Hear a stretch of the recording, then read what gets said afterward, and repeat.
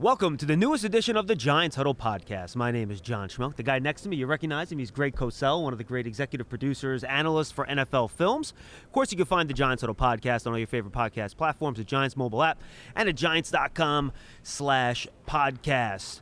Greg, it's good to see you in person, man. It's been a couple years. I know. We missed out last year, John. It's good to see people again, yourself included. That's one of the nice things about the Combine, to reconnect with people, It really is, Yeah. and we're here in Indy as we kind of continue here. We've been talking a lot about draft prospects, but for the folks that know Greg's work, he's one of the best, if not the best, X's and O's guys in the business. We're going to focus here on the draft at the end of the interview, but we'll start just talking about what we might see from the Giants this year, Greg. There's obviously a lot of changes, and it starts with head coach Brian Daboll, and I know you did for your ESPN show, breaking down a lot of the tape, right? Bills going deep into the playoffs, and they bring in Mike Kafka as their offensive coordinator from the Chiefs. How do you see all of that coming together with those two guys, and what this Giants offense might look like with Daniel Jones? Yeah, that's a really interesting question. I mean, one of the things with Brian Daboll is I think that he has some really good route concepts and route design, which and a lot of them are intermediate and vertical. He obviously also had a very good quick game with Josh Allen. The ball would come out quick. So he was brought in clearly, as you know, John. This is Daniel Jones' fourth or he's heading into his fourth year. Yeah. Mm-hmm. So clearly Brian Daboll was brought in to see what Daniel Jones ultimately is. And granted, this is a team they don't have bad weapons if you just look at them on a sheet of paper. Assuming they're healthy. Right, that was my point. And they have multi-dimensional weapons, and that's always something that you do want, but guys have to stay healthy. But I think the number one goal here is to find out what Daniel Jones is. It's not so much the scheme per se, because, do they have some good concepts? Every offensive coach in the league has good concepts. Look, Mike Kafka comes from Andy Reid, and he played in Philly as well when Andy Reid was there. So he has those concepts, which many in the league would consider really good pass game concepts. So it's not the concepts per se. It's, can you make Daniel Jones a consistent player in terms of his technique, in terms of what he sees, in terms of how you coach him. One of the things Brian Daboll was known for with Josh Allen, and Josh Allen was extremely receptive, was Brian Daboll was known to coach him hard. Yeah. And I think that I've always been a believer in that. I think the quarterback position at the NFL level has to be coached. And when I say coached, I mean details, nuance, subtleties. Quarterback in the NFL is a disciplined craft position. We're so used now with highlights, seeing guys make second reaction, improvisational runaround plays, that people get lost in the fact that the position at its core is a detailed, subtle, nuanced, disciplined craft position. See it and make quick decisions. Right, and it has to start there. And, I mean, I can go back and tell you a story about Ron Jaworski when he was with the Eagles in 1980. He'd been in the league 7 years. And Dick Vermeil brought in Sid Gillman. And Sid Gillman is known by many to be the father of the modern-day passing game. And Jaws said, I've been in the league 7 years, and Sid Gillman actually started the first day of off-season workouts with the quarterback-center exchange and doing it the right way. It sounds like Bill Walsh, the way he worked out with Montana, yeah. And that's the way things have to be coached. To me, again, I'm not a coach, okay? So I don't want to come across like I know more than coaches, because I don't. But to me, it's not about drawing up cool route designs on the board. That, to me, should not be the starting point with Daniel Jones. The starting point should be just what I spoke about. Taking the snap, the right steps on your drop, the right steps on your drop from under center, the right steps on your drop when you're in the shotgun. Where do your eyes go? Move your eyes with your feet so you're not throwing off balance. The basic things, almost starting over. It's a new coaching staff. Daboll was brought in because he's an offensive coach. That's why he's the head coach, because he's an offensive coach who obviously did a great job with Josh Allen. So now the goal is to do a great job with Daniel Jones, and you have to start at the very beginning. This podcast and all of our Combine coverage is presented by AWS, proud partner of the New York Giants. What did you see from Daboll's development from Josh Allen that Giant fans might be able to glean something for how he's going to handle Daniel in terms of, what the steps in Allen's progression was? Because, let's be honest, Josh Allen's first year wasn't very good. But it got progressively better, and he took that big jump in year 3. And the thing about it, and it started the second half of year 2, to be honest. But the thing about Josh, and again, I can't speak to Dable's role in this. I know Josh is very close with Jordan Palmer, who's been his quarterback coach for years, and a lot of people give Jordan credit. I know Jordan, and he's done a great job with him. But Josh Allen has done something that I can't recall. John, you've been doing this for a while too. I can't recall a quarterback's ball placement getting so dramatically better in such a short time than Josh Allen's. I mean, look, Greg, I'm going to be honest. People do the 20/20 hindsight thing. How did these teams pass on Josh Allen? Oh, I mean, yeah, that's a nightmare. right. I mean, you look at his Wyoming tape, And the ball's all over the place. Correct. I mean, Josh, look, everybody knew at 6'5", 240 that he was a big physical specimen and that he could throw the ball and that he could move. But no one would have said when he came out of Wyoming, or even after his first year in the league, that he was going to become a relatively precise ball location thrower. I mean, he was under 60%. I think he was under 55%. And he his first missed year. badly. He was scattershot. All over the place. Right, all over the on place. easy throws. Correct. Yeah. And the bottom line in the NFL is you can't miss layups. You don't get a lot of layups as a quarterback. You can't miss layups. Correct. And so, again, I don't want to sit here and speak out of school. I don't know what Dable's role in that versus Jordan's role in that. What I can tell you is I think that Dable brings, which most coaches do, but he brings a fully dimensional 3-level offensive approach. Explain what you mean by that. He attacks all 3 levels of the defense. There's a short, intermediate, and vertical level. And he attacks all those levels. Now, particular game plans will dictate how much you do of each one, depending on who your opponent is. Sure. A lot of factors go into that. But it's fully dimensional in the way it's taught and the way it can be executed on any given Sunday. But as I said, to me, that needs to be secondary to really starting with the basics and getting Daniel Jones feeling incredibly comfortable with the details of the position. You got to start there. I know he's going into his 4th year. I don't know Daniel Jones personally. My guess is he's a good guy. I mean, he's literally been in the building every day this offseason. Correct. I don't think. My guess is he would not have an issue with any of this stuff we're talking about. No, he would not. So, I think he'll take to this. My guess is if he has to be coached hard, he'll be totally fine with that. He's not going to rebel against that and act like I know it all. I don't think he's that guy at all. We'll see where it goes, but clearly Brian Dable was brought in to make Daniel Jones worthy of a 6th pick in a draft. Yeah, 100%. All right, let's talk about the schematic part of this, right? Because I went back and I watched Kafka and I watched Dable, and I felt that the offenses kind of attacked defenses and put them in difficult situations in the same way, but the way they went about it was different, right? Dable, he didn't really run a lot of bunch sets, right? It was right. He It's more spreads the spread. guys out, Yeah. correct? Tries to set up those one-on-one matchups. He has good separators. They win. Right. Allen hits them. And a quarterback who's very aggressive throwing the ball. So he'll throw to one-on-ones. I was shocked when I went back and I'm like, and this is it gave me a lot of confidence, and I'm like, well, Brian Dable clearly sculpted this offense specifically for Josh Allen. How many times Allen would either boot to one side or play action to one side, and the play was designed to come back the other way because he had the arm to make those throws. Josh Allen is the most physically gifted quarterback in the NFL. Correct. And that's without question. Right. That's not, to me, that's not a debatable point.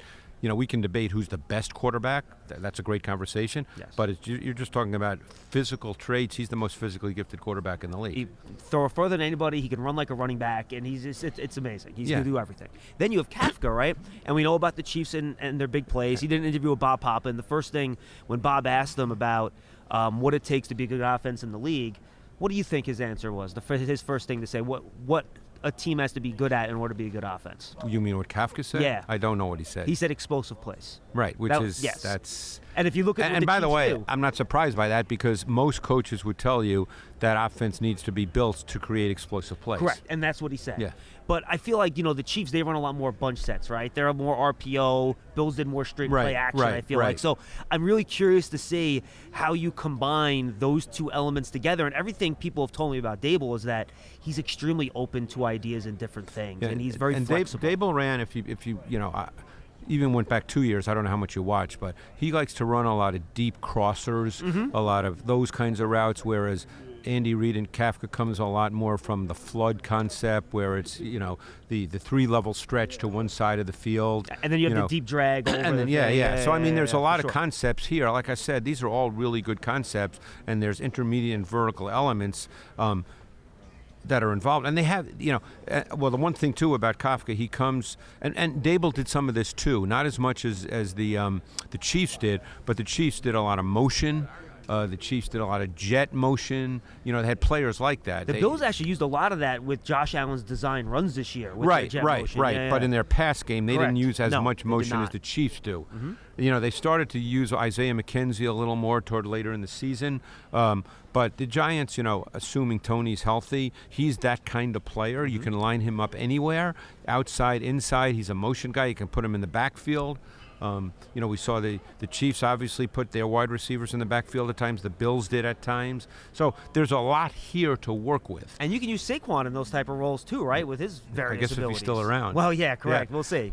The rumor mill it's the combine. The rumor mill's going pretty good. Shockingly great. They asked the general manager question, and he answered the kind of generically, but then people kind of took a lot out of that, which is New York media never does that sort of stuff. It's crazy. No.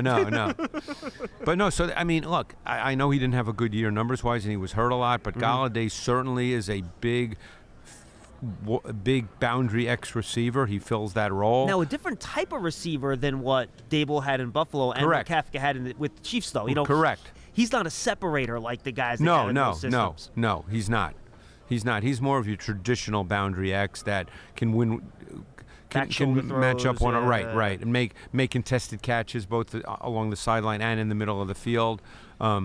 So yeah, he's more typical in that regard. But I mean, Tony is certainly a movable chess piece.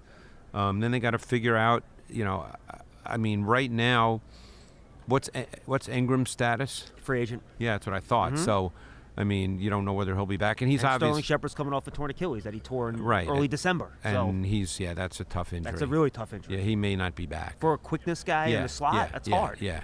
So I mean, and then they've got to make sure that the offensive line, however they see it, gets fixed. Well, because and you hit it, because to run those deep crossing concepts for sure. and those overs, if you can't protect. No, you can't protect. And Daniel Jones isn't. He's an athlete, but he's not as elusive in the pocket as a Mahomes. No, or he's Allen more straight line. Correct. Right. So he's not going to necessarily artificially create. No, he's more straight line time. and linear. He's not like the thing that separates Josh Allen from even, let's say, Justin Herbert. Right. Is that Justin Herbert is straight line linear. Josh Allen moves. He's got some fluidity and loosens to his hips. Right, and that's when Giant fans would call up our shows the last couple of years. We don't understand, why aren't they throwing the ball down the field more? And I go, guys, besides like your either straight fades or straight fly patterns in your 9 routes, like you actually need a couple seconds to develop these deep overs. Like it takes time. No, those throws you do. Yeah, and also Josh is different than Daniel Jones, and again, of course, now you get into the nuances. Josh can just sit on his back foot, and as people get closer to him, he can still drive the ball, 30 yards down the field. He doesn't have to fully over. step into it. And Jones stuff can't like quite do that. Right. Jones doesn't have a bad arm, but he doesn't have that kind of arm. Well, no, few do. Few do. Correct. Yeah. So I mean, you have to factor in a lot of different things here. The offensive line really comes into play here, and I think that's an area that they have to look to improve. When you look at developing an offensive line, and we had Daniel. And I'm not an expert on this. I'll do my best here. No, I'm not talking about technique or stuff like that. But when you talk about, putting a line together and building one, right? And we had Joe Shane talked about this when we had him on Tuesday, I guess it was. All these days blend together out here. He didn't build his Bills offensive line with first-round picks. No. They had one first-round pick in Miami. And by the way, it's not a great O-line, I can tell you that. No, it's not. Yeah. That's right. Josh Allen makes it a lot better because he moves around like a maniac. They had Laramie Tunsil in Miami. And then we had Daniel Jeremiah, and he has his, what I call his tomato can theory, in that you don't need 5 All-Pros. You don't. You just can't have 1 or 2 tomato cans that teams can target and attack on you. Like you don't have to be a top 5 line. You just can't be a bottom quarter. But now line. you get into, and this is where, and there's so many variables, as you know, John. I mean, and we could probably have this conversation for 3 hours. Yes, of course. Which would be great, by the way, but we don't have the time. Right. But where your offensive line comes into play is when you get into those longer yardage situations, because if you feel you have to protect your offensive line with extra bodies, that limits what you can do with your out concepts. And by the way, it's probably why the Giants were so poor in 2-minute situations last year, because other teams know you're going to pass and you have to pass, and that's when your offensive line gets exposed. Correct. So, you're right in that, do you need 5 All-Pros? No, but every offensive coach wants to send out 5, okay? Because football on the pass game is a numbers game, John. Just like the defense would like to be able to rush with 4 effectively and play 7 in coverage, the offense would love to be able to send out 5 and only block with 5. Right. Okay? It's a numbers game. But if you can't block with 5, and when does that show up? It doesn't show up on 1st and 10 or 2nd and 3 when you can be proactive with your play calls. You can play action pass. You can do a lot of different correct, things. Right. Mm-hmm. It shows up on 3rd and 8. Okay? You don't want to have to keep a tight end or a back in to protect, or even chip, because when they chip, they're automatically not primary receivers. Because Same with the tight end. And by the way, that's one of the reasons Evan Ingram's numbers are way down this year. Right. He was chipping. Right. You can't run a seam route if you're chipping. So now, exactly, that limits the routes your tight end can run. I mean, say what you want, and obviously Mahomes is a different kind of player, than many in the league, but Travis Kelce was often a split detached receiver when they were in 3rd down situations. Mm-hmm. Only once in a while might he chip, but that was not really what they had to do, because they didn't have a great O-line. It was a good O-line, but Mahomes can also make it better, just like Allen can make it better. So, you have to factor that into the equation as you look at Daniel Jones. While Daniel Jones can certainly run in a straight line, and we've seen him on zone reads show some speed, but he's not elusive. Right. He's not that guy. 100%. All right, I could talk offense with you all day, Right. I want to jump to the Wink side, and we'll definitely have Greg on a Zoom at some point before the draft to do more in depth when we have more time. What do you think about the Wink Martindale scheme and kind of what that means for the Giants defense? Talk to me about it. I love it. I mean, first of all, I love the fact that Wink Martindale is an aggressive D coordinator. I think some of his pressure schemes are as good as there are in the league, with his ability to understand protections and break them down. And what that means, because you hear that term a lot, what that means really, making it very simple, is by aligning your front a certain way, your defensive front, you can pretty much dictate what the offensive line is going to do from a protection standpoint. And you know that from film as well, but when you show a certain front look, hey, we're overloading one side. We know the O-line is now going to slide that way. Right. What he's really good at is showing certain things, dictating the protection, and then coming from the other side where the protection is now weak. He's really good at that. So I love the fact that he's aggressive. I think they've got, to me, a player like Xavier McKinney is such a good fit for the Martindale defense, because McKinney is so versatile. He can play multiple positions. He can play on your back end. He can play in the box. He essentially can play linebacker, and if you want to play with 6 DBs or even 7 DBs. He can do slot corner. He can be slot corner. No, I was just going to add that. Yeah. There was a player on Baltimore that maybe Giants fans don't know named Deshaun Elliott, who was not a high draft choice, came out of Texas. Most people didn't think he'd play in the league because he didn't have quote-unquote traits. He became an integral part of Wink Martindale's defense in Baltimore because he could do all these kinds of things, and McKinney can do them far better. That's interesting. When it comes to Wink's defense, you talked about how he manipulates the offensive line, creates matchups, gets free rushers, which is kind of the point of all that. Do you think it's necessary when you run that type of scheme to invest heavily in top and super talented edge guys, or is the scheme enough to generate pressure on its own without having those elite guys that can consistently win one-on-one matchups? When you're trying to measure where you want to invest the most in your defense. If you're asking me, relatively speaking, I would say that it's more important in that scheme to have quality man-to-man corners. That was basically where I was going with the question, right? Because you can scheme up pressure.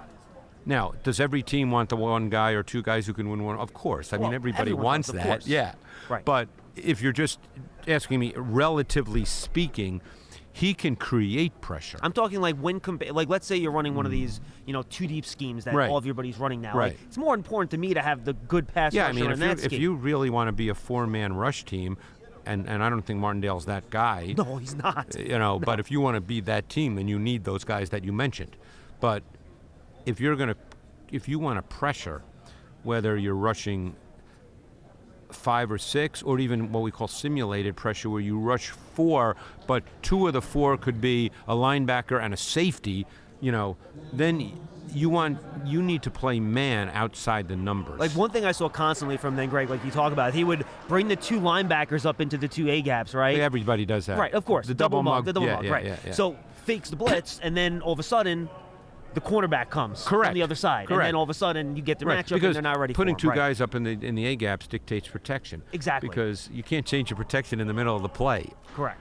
So, So I think that the having man corners in Martindale's scheme, to me, would be more important than having just the one rusher, the one edge rusher. And by the way, I don't think the Georgia kid had a bad year.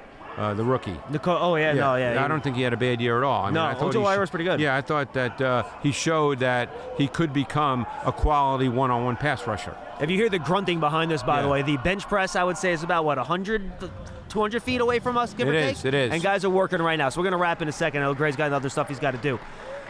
What kind of linebackers, off-ball linebackers talking, not edge guys, would Martindale be looking for in that system? Because there's so many of these. Range. Do you think he cares about size? Because I only ask you because there's a guy like N'Kobe Dean who's coming out, right? And many of these smaller college linebackers. No, I don't. 225, I don't. 6 foot. Does he care about that? Look at Patrick Queen.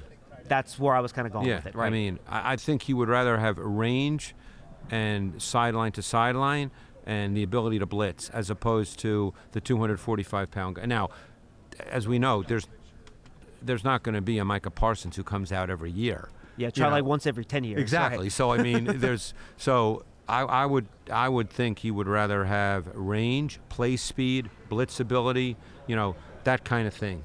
To me, that's the way I would see it. All right, before we wrap, and again, we're going to have Greg on before the draft to talk more about it. Give me your final thing, just overall 10,000-foot lens on this draft class and kind of how you're looking at it. And I'm just being honest, John, not copping out. I haven't seen enough, because I'm a one-man scouting service, and I can't really jump into this in detail until after the Super Bowl, which was not that long ago. Oh, 100%, Greg. I feel you. And as you know, John, I'm not one of those guys that watches 20 plays of guys. So when you get to certain positions, I got to watch 4 or 5 games. Oh, absolutely. It takes time. Mm-hmm. So I'm not there yet. I'm just being honest. I don't want to say anything about guys I haven't seen. No, I think that's fair. Yeah. And by the way, that's why we like having you on, because I know we're getting the straight dope. We're not just getting I'm not going to make it up. A dope. I'm not going to make it up. I don't watch 20 plays just to put a tweet out. Right. Which is what, unfortunately, a lot of people will do. Greg, always great talking to you, my man. John, I appreciate it, man. Thanks always so much. Always a pleasure. Greg Cossel. And tell the folks where they can find all your stuff, by the way. I know you're doing the new podcast, I'm doing a new podcast called Tape Heads NFL Draft Season with Bob Wischusen, who I'm sure you know. I bet. Jets play-by-play. He's phenomenal. There's going to be 2 of those every week for a half hour. We hope to have some great guests as well, but we'll be talking not only players in the draft, but concepts. Things that make the NFL and college different, things you have to look for. I mean, we did our first one last week, our first 2.